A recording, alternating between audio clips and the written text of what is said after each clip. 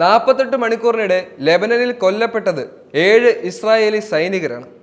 നിരവധി സൈനികർക്ക് പരിക്കേൽക്കുകയും ചെയ്തു.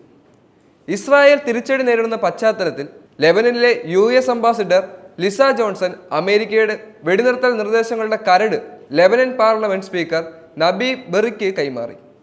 ഹിസ്ബുള്ളയുമായി സഖ്യമുള്ള വ്യക്തിയാണ് നബീഹ്. അതേസമയം നിർദ്ദേശത്തിലെ ഉള്ളടക്കം സംബന്ധിച്ച വിവരങ്ങൾ ഇതുവരെയും മാധ്യമങ്ങൾ പുറത്തുവിട്ടിട്ടില്ല. നിയുക്ത അമേരിക്കൻ പ്രസിഡന്റ് ഡൊണാൾഡ് ട്രംപ് ഈ കരട് രേഖയിൽ ഒപ്പുവെച്ചതായി വാൾ സ്ട്രീറ്റ് ജേണൽ റിപ്പോർട്ട് ചെയ്തിരുന്നു. സ്ട്രാറ്റജിക് അഫയേഴ്സ് മന്ത്രി റോൺ ഡെർമറുമായി ട്രംപ് കൂടിക്കാഴ്ച നടത്തിയതിന് പിന്നാലെയാണ് കരട് രേഖയിൽ ഒപ്പുവെച്ചിരിക്കുന്നത്. 2025 ജനുവരി 20-ന് പ്രസിഡന്റ് അധികാരമേൽക്കും മുമ്പേ ഇത് പ്രാബല്യത്തിൽ വരുമെന്ന് പ്രതീക്ഷിച്ചിരുന്നെന്ന് ട്രംപ് വ്യക്തമായി റിപ്പോർട്ടിൽ പറയുകയും ചെയ്തിരുന്നു. കഴിഞ്ഞയാഴ്ച ഇസ്രായേൽ ലക്ഷ്യമിട്ട് ഹിസ്ബുള്ള തൊടുത്തുവിട്ട റോക്കറ്റുകളുടെ എണ്ണത്തിൽ കുറവ് വന്നതായി ഇസ്രായേൽ പ്രതിരോധ സേന വ്യാഴാഴ്ച അറിയിച്ചിരുന്നു. നിലവിൽ പ്രതിദിനം ശരാശരി 100 റോക്കറ്റുകളാണ് വിക്ഷേപിക്കുന്നത്. കഴിഞ്ഞ മാസങ്ങളിൽ ഇത് ദിവസേന 150 മുതൽ 200 റോക്കറ്റുകൾ വരെ വന്നിരുന്നു.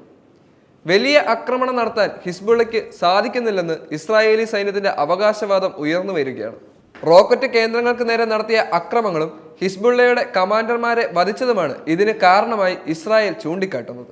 അതേസമയം ഇസ്രായേലിന്റെ ഈ അവകാശവാദത്തിനിടെയാണ് 2 ദിവസത്തിനിടെ 7 സൈനികർ കൊല്ലപ്പെടുന്നത്. ലഫ്റ്റനന്റ് ഐവറി ഡിക്ഷനിൽ ആണ് വ്യാഴാഴ്ച ഹിസ്ബുള്ളയുമായുള്ള ഏറ്റുമുട്ടലിനിടെ കൊല്ലപ്പെട്ടിരുന്നത്. Golani ബ്രിഗേഡിന്റെ 51-ാം ബറ്റാലിയനിൽ platoon കമാൻഡറാണ് ഡിക്സ്റ്റിൻ. വെടിവയ്പിൽ മറ്റ് 2 സൈനികർക്ക് പരിക്കേൽക്കുകയും ചെയ്തു. ബുധനാഴ്ച ഹിസ്ബുള്ളയുമായുള്ള ഏറ്റുമുട്ടലിൽ 6 സൈനികരാണ് കൊല്ലപ്പെട്ടത്. ലെബനൻ അതിർത്തിയിലായിരുന്നു ഏറ്റുമുട്ടൽ. ഗൊലാനി ബ്രിഗേഡിന്റെ 51-ാം ബറ്റാലിയൻ അംഗങ്ങളാണ് മരണപ്പെട്ട ഈ സൈനികർ. സെപ്റ്റംബറിൽ ആരംഭിച്ച കരയാക്രമണത്തിനിടെ ഇസ്രായേലിനുണ്ടാകുന്ന ഏറ്റവും വലിയ തിരിച്ചടികളിലൊന്നാണ് വടക്കൻ ഇസ്രായേൽ നഗരമായ എലിയാക്കിമിൽ ഹിസ്ബുള്ള വിക്ഷേപിച്ച ഡ്രോൺ ആക്രമണത്തിൽ 2 ഇസ്രായേൽ സൈനികർ പരിക്കേൽക്കുകയും ചെയ്തിരുന്നത്. അതേസമയം തെക്കൻ ലെബനനിലെ ഏറ്റുമുട്ടലുകളിൽ ഉണ്ടാകുന്ന നാശനഷ്ടം സംഭവിച്ച യഥാർത്ഥ വിവരങ്ങളല്ല ഇസ്രായേൽ പുറത്തുവിടുന്നതെന്ന് ഇസ്രായേലി മാധ്യമങ്ങൾ കുറ്റപ്പെടുത്തുന്നുമുണ്ട്. 1948-ൽ ഗൊലാനി ബ്രിഗേഡ് രൂപീകരിച്ച ശേഷം ഉണ്ടാകുന്ന ഏറ്റവും വലിയ തിരിച്ചടിയാണിതെന്നും മുൻ ഡെപ്യൂട്ടി കമാൻഡർ ജോയൽ ഓർ പറഞ്ഞു. കൊല്ലപ്പെട്ടവരിൽ അധികവും ഉന്നത ഉദ്യോഗസ്ഥരാണെന്നും അദ്ദേഹം കൂട്ടിച്ചേർത്തു.